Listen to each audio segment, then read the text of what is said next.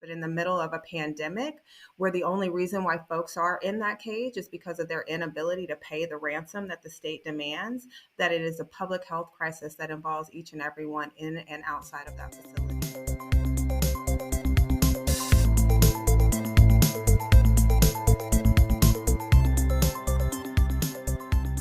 Hi, everyone. This is Andrei Stoica for Independent Media Association with the first IMA podcast. What you just heard was Don Oliver Dysart, co-founder of Operation Liberation, speaking about the current conditions inside the Jackson County Detention Center in Kansas City, Missouri. We'll be talking more with Operation Liberation later in this episode, but first we should give some background on the situation. According to the most recent COVID report from January 5th, shared on Twitter by Jackson County Sheriff Darrell Forte, there were 44 prisoners who tested positive, along with 11 staff members, and 193 other prisoners that were placed on precautionary quarantine. This is a large increase from the December 13 numbers, which were 6 prisoners with positive tests, 1 staff member, and 44 prisoners on precautionary quarantine. These conditions inside the detention centers have actually come under criticism since a 2017 audit that actually reported unsanitary conditions and overcrowding. The audit describes sinks, toilets, and showers and notes that, quote, the operative word for the cleanliness of the fixtures would be disgusting, end quote. Operation Liberation has brought attention to these issues in the past as part of their bailout and liberation work. Their most recent campaign is actually directly focused on the rising numbers of COVID-19 cases inside the Jackson County Detention Center and carries 3 key demands. Those demands are a full report of what precautions the Jackson County Detention Center is taking to ensure the safety of the people in custody, alongside a public copy of the center's mask policy that applies to both staff and prisoners. Second, to know if detainees have unrestricted access to masks, sanitizer, and hand-washing facilities. And third, the expedited release of people in pretrial detention during a global pandemic. To add more detail to this, we have an interview with the founders of Operation Liberation, Don Oliver Dysart and Nikki Smith, about the campaign.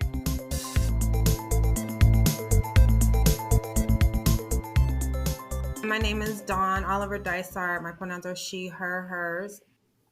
Co-founder of Operation Liberation, which is a Black queer-led, Black-centered nonprofit here in Kansas City. Our work is rooted in abolition, Black liberation, by providing mutual aid and bail support to community members held in pretrial detention. Our work is also guided and informed by a Black queer feminist lens, and we seek to dismantle systems of oppression by centering those who are most impacted by harm. Yes, and I am Nikki Smith, other co-founder of Operation Liberation. Second all that Donna said, and we are abolitionists, right? And so we believe that cages should not exist, right? And that we should center and value people and community over people, community, and care over profits, punishment, and cages. Okay. Right now, you guys are focusing on what's happening at the Jackson County Detention Center, and that's regarding the recent COVID outbreak and spike in numbers. Can you tell me a little bit more about what caused that to be the most immediate focus right now? Well, COVID is a public health crisis, and I don't think that there's any way that we can deny that, regardless of the location. We're also living in a climate where those in power seek to diminish the impacts of this virus, specifically on those who are most marginalized and under-resourced, right? So in doing, they are leaving those who are closest to harm even closer, if that's even possible, to harm in the midst of this whole pandemic. And so we just have to be true to our politic that not only should cages not exist, but in the middle of a pandemic where the only reason why folks are in that cage is because of their inability to pay the ransom that the state demands, that it is a public health crisis that involves each and every one in and outside of that facility. Yeah, and I would just say we also want to be clear that there is such little transparency coming from those who are empowered, those who are holding these people for ransom. So, for example, Sheriff Daryl Forte put out a series of tweets talking about the numbers of positive cases in the jail, but there's really no clarity. So, for example, I'm looking at this tweet now from January 5th, where he mentioned that 44 inmates, quote unquote, tested positive. And then another almost 200 were put into precautionary quarantine, which we know to be additional confinement, right? And then fast forward to just a few days later, looking at, I believe it was January 11th, he noted that 68 inmates were positive. So again, there's just such little transparency. We really don't know what's happening. And people, these are people's families. These are people. And we deserve to know how they're being treated, how they're being cared for, and also what can we do to not have people caged during a whole global pandemic that is disproportionately also claiming the lives of those who are most impacted, who are also those who are most impacted behind the wall. Yes, that part. And let me just jump in really quickly to say, like, this also is about accountability to community at large and not just to those who are behind that wall. Nowhere else can a person report to their job and do at substandard, um, I guess, duties and still maintain their job. And so let's be clear, there has been an ongoing, and I'm talking about decades, long before OL existed, long before this pandemic existed, decades of mismanagement and misappropriation of resources at the hands of Jackson County administrators. Kansas City has a history of building jails, allowing them to completely disintegrate while continuing to mandate that folks remain behind its walls, and then abandoning that facility, sinking large amounts of monies into building a new facility to just wash, rinse, and repeat. And so there's a lack of accountability there as well in terms of the state's duty to perform its job at the same level that it expects its citizens to do. So there's that. There's also the piece that you do not have the right, I don't care who you are, to demand that somebody remain in your custody while refusing to take the steps to keep them safe. And let's not, I would be remiss if I did not say that the same administration that is responsible for running this facility, this is a state run facility, is currently spending its time and resources punishing and blocking funding to school districts who are trying to just simply keep children safe during a pandemic by requiring that they wear masks. So if these are the same folks that have little to no interest in keeping our children safe, we have absolutely no reason to believe that they are going to do what is necessary to keep inmates safe that is holding hostage. Right. And actually, again, about focusing on the accountability, you're running a survey about creating this accountability, right? That's tied to a lot of these conditions. Can you tell me Yes. more, a little bit more about that and this initiative to create this? Yes, yeah, definitely. We have the Cage Free KC campaign is the larger campaign, and we have a survey attached to it. And the goal is to really, one, hear from community, understand what folks have witnessed inside of the county jail, what their loved ones have gone through. It has questions around COVID. It has questions around, what access you do and do not have, access to proper bedding, to, sanitation, to PPE, to medications, to mental health care, all of those types of things. The other part of this survey is for us to also build demands that are community focused, right? We are a part of the community, but we're not the people, right? And we want our demands to be representative of what the people want here in Kansas City. So you can go to our Facebook and Instagram page, Op Liberation KC, OP Liberation KC. Um, and you can find a link to our survey. You also can go to our bit.ly link, so bit.ly/cage free KC2, the number 2, to take our survey. Um, Obviously, besides taking the survey, what other actions are you taking, or are people suggesting? I know that there is that letter writing campaign that's directly addressed at the administration and actually has its own set of demands that we're going to go over in a second. But yeah, what are other ways and actions that people have been suggesting to try to kind of continue the focus on this? Yes, we are exploring these in real time. And again, a lot of this mobilization is in response to the increased COVID numbers inside of the jail, which we know far exceed any reporting that is being made. And so the demand at this point, to Nikki's point, is around transparency. And I think the other ultimate demand, first of all, let me just stop and just say that we are not in a position to level demands on behalf of community. We believe that community should have the agency and absolutely should be able to exercise its self-determination to demand what it needs. It is not OL's place, it is not my place as an individual to speak on behalf of community, but to facilitate a way to amplify their voices. But what ultimately we believe, and what ultimately abolition means, is that community needs care. Folks hear the word abolition and they start panicking, right? It was not well received when it was spoken of with respect to slavery. It is no more well received when it is spoken of with respect to jails, police, and prisons today, right? But abolition in and of itself is not just about dismantling or destroying things, but it is about putting in a level of care that gives us the ability to have license and agency to start to dream about what we actually need. And so that care politic has been abandoned in a capitalist society that uses incarceration as an extension of modern day slavery. And I just need to name that in this moment, in order to facilitate the advancement of those in power and their ability to continue to make money off of our bodies.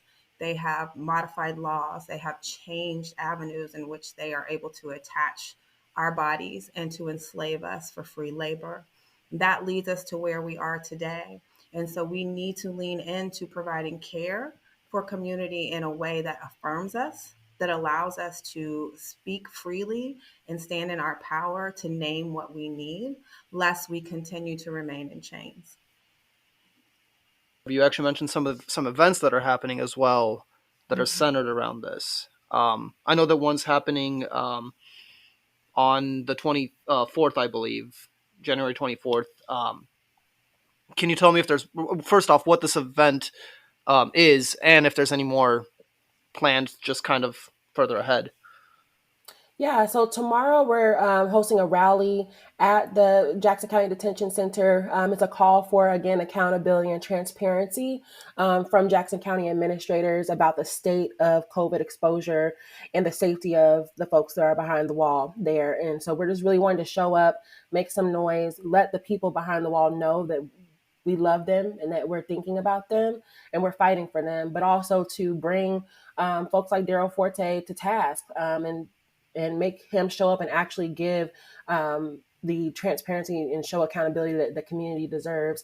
In addition to that, as you mentioned earlier, we do have the kind of letter writing campaign. You can write an email right now to Forte, as well as the JCDC administrators email, calling for that accountability as well. And we have email language on our Facebook and Instagram pages. If you visit, again, that's Op Liberation KC. Um, you can see that, and just, if you can't show up in person tomorrow, write an email. What we do know is even in 2021, 3 lives were lost in custody in that facility. Why? We are still waiting to find out. What we also know is even during the height of the pandemic in 2020, folks who were detained there were denied access to masks, denied access to hand washing facilities, denied access to sanitizer. If they were given masks, they were given one mask every couple of weeks, one of the thin blue, standard disposable masks. That was during what we were considering the height of this pandemic, where mask mandates were in place publicly, where there were a lot of other COVID safety measures that were implemented in community at large. Fast forward to now, 2022, that is not the case, despite the rising numbers of COVID cases with these 2 new variants. And despite the fact that the majority of the population inside that facility is from Black, Brown, and poor communities who are disparately impacted by this virus in and of itself. So we, again, have zero reason to believe that at this point, a level of care is being provided to those folks that it should be when that care was mandated almost 2 years ago and it was not provided. We know that there is not adequate running water in that facility. Some cells and some pods don't even have running water in their sinks. And then if a person tries to go into another person's cell to wash their hands, then they are facing some sort of punishment for being somewhere that they are not supposed to be. We know that folks in mass are being what they're calling precautionary quarantined, which in that circumstance means we absolutely know folks who do have COVID 19 are being housed and locked down in large numbers with folks who do not have COVID 19. So, what does that suggest? Ultimately, overwhelmingly, most of those folks, if not all, will result in positive COVID 19 numbers. But there is no testing, there is no information being provided other than those folks are being locked down. And the numbers are simply not adding up with what we are learning. So there are a huge number of red flags here. And I just want to stress that these are people. Despite what the state says they did or did not do, these are people, and they would be outside in community if they had the financial resources to pay their bail like their privileged counterparts do. And I actually do kind of want to highlight one thing that ties into that, which is that third demand, which is the expedited release of people in pretrial detention. And that usually, or that means specifically, people who are not guilty because they have not had their trial, they have not been found guilty or innocent of their crime. And my next question is, have you heard of any response from the administration or the sheriff about fixing these conditions? No, not at all. And, even before this call to action with the email campaign, even before, you know, planning the rally, we had already tweeted, Forte and asked, like, hey, what's up? What's going on? And no response. And so that's just kind of the way that these Jackson County administrators operate. They just lacked so much integrity, to be quite honest, and feel as though there is just they have no um, desire or they feel no responsibility to actually speaking to the public in which they serve. So yeah, we haven't heard anything, but come on out. Even Gene Peters Baker, come on out. All of y'all come down, come talk to us tomorrow so we can get some real answers. Beyond just the rally that's going to be taking place tomorrow, and beyond the letter writing campaign, how does this tie into other ways that you and your organization is creating care and the broader abolitionist work that your organization does? I think this call to action um, really ties into our broader work in many ways. And again, it's just standing true to our politic that abolition is rooted in care. It is crucial, one, that our folks inside know that there are people outside who do care and love about them and who are fighting for them. It is also crucial for the general public who is not impacted by pretrial detention to acknowledge the humanity of those who are. Detained people are people, and I cannot stress that enough. And that has been resonating in my heart and mind throughout observing this COVID situation inside this jail manifest.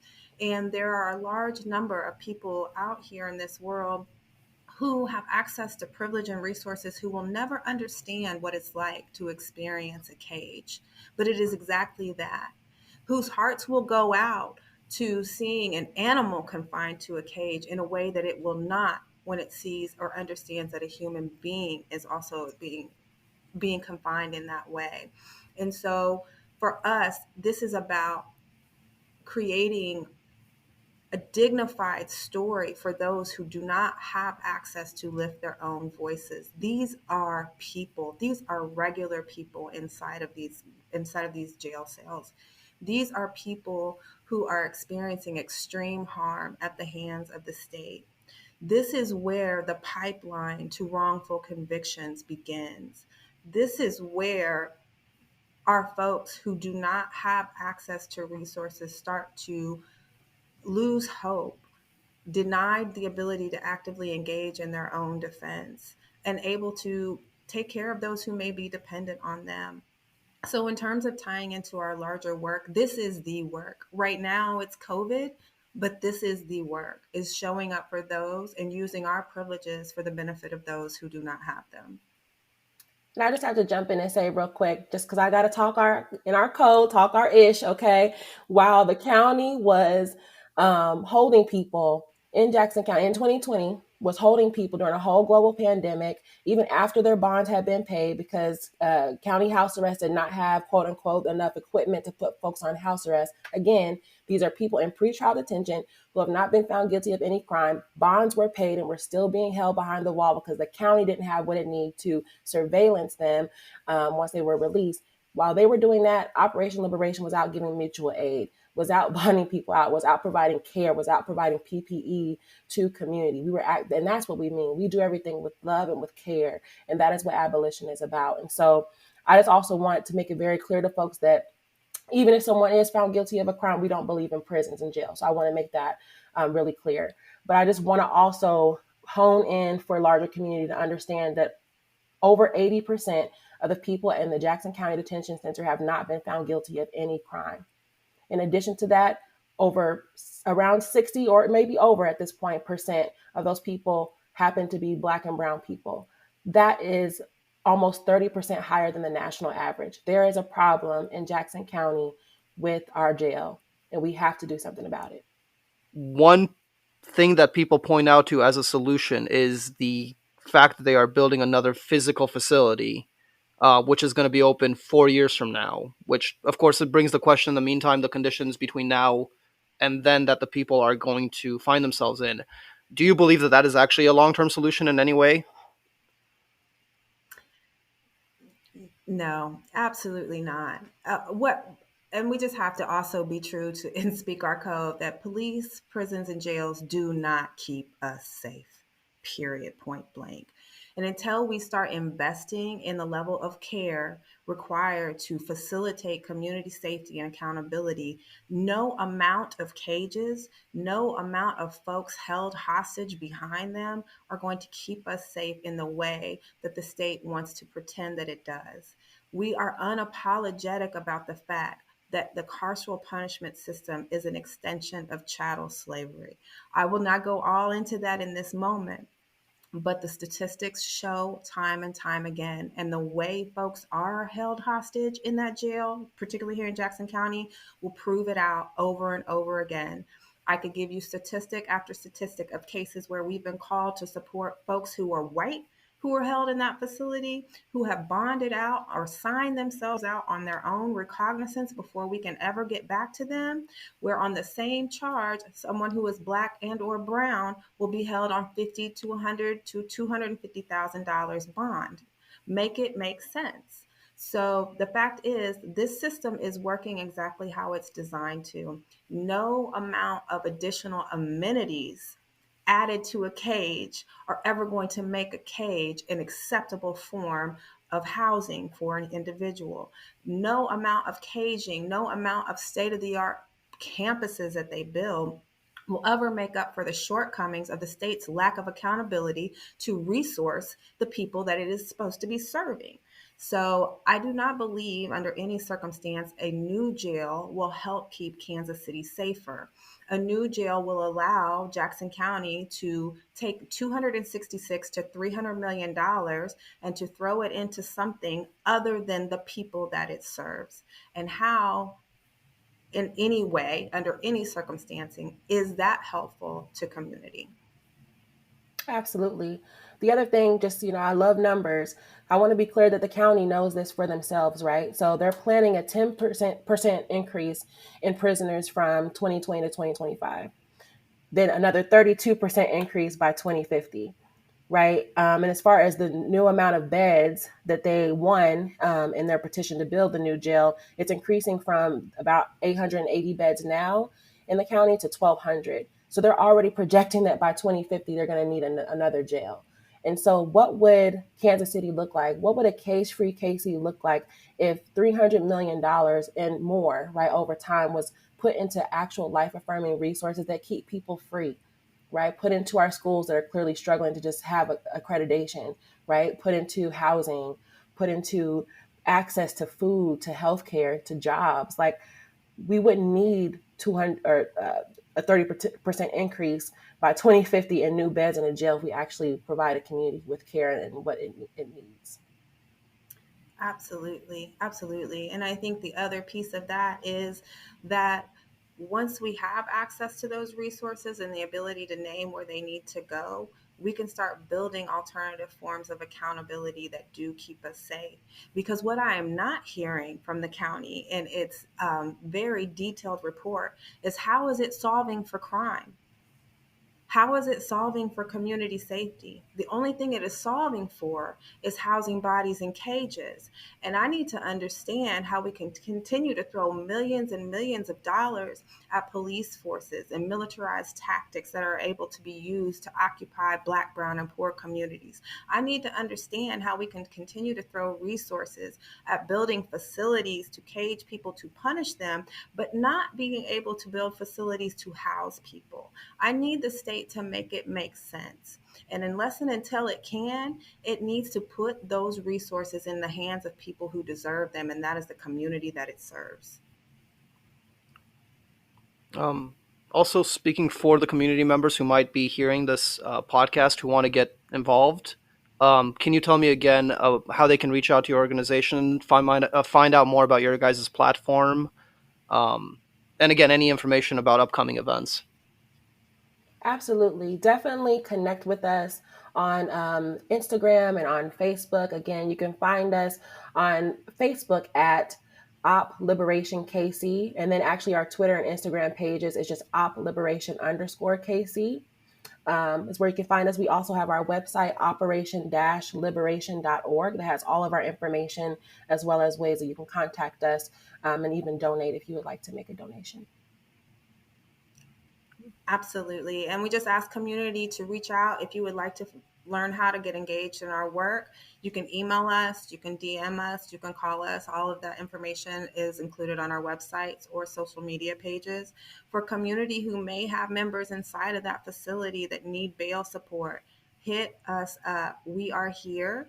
We are doing our best to serve a very large community that is under-resourced in this area. But in this pandemic, we want to make sure that community knows we are still moving and operating and offering bail support so that we can liberate as many folks from that COVID-infested jail as possible. And just please continue to stay tuned. This is developing in real time, and we hope to eventually be on the other side of this. But in the current moment, we're just seeking to amplify the dire needs of our folks behind that wall in JCPC.